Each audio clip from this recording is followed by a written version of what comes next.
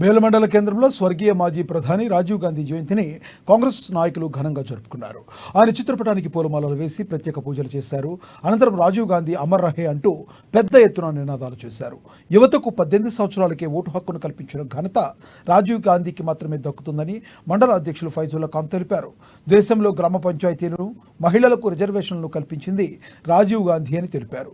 ఆనాడు ఆయన చేసిన కృషితోనే ఐటీ రంగం ఎంత అభివృద్ధి చెందిందని గుర్తు చేశారు. పిన్న వయసులోనే ప్రధానిగా బాధ్యతలు చేపట్టి యువతకు ఆదర్శంగా నిలిచారని పేర్కొన్నారు.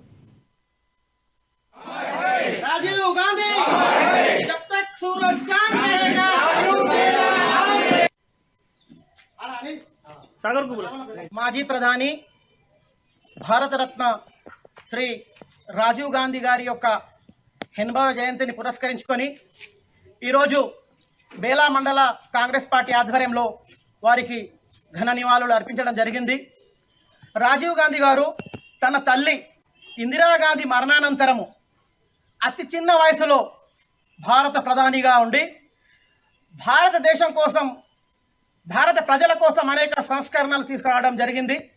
ఈరోజు మనం ముఖ్యంగా సాంకేతిక పరిజ్ఞానంలో ఈరోజు ఇంత మనం అభివృద్ధి చెందినామంటే నాడు రాజీవ్ గాంధీ గారి యొక్క దూరదృష్టి కారణంగానే ఈరోజు మనం సాంకేతిక పరిజ్ఞానంలో, టెక్నాలజీలో ఈరోజు మనం ముందంజలో ఉన్నాం. 5Gలో మనం ఈరోజు దూసుకుపోతున్నామంటే దీనికి రాజీవ్ గాంధీ గారి కారణం.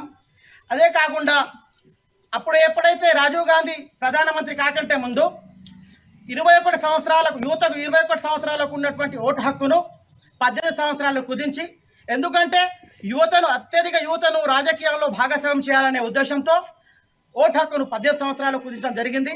అంతేకాకుండా జాతీయ విద్యా విధానం 1986లో జాతీయ విద్యా విధానం తీసుకొచ్చి ప్రతి పేదవాడికి చదువును అందించిన ఘనత రాజీవ్ గాంధీది.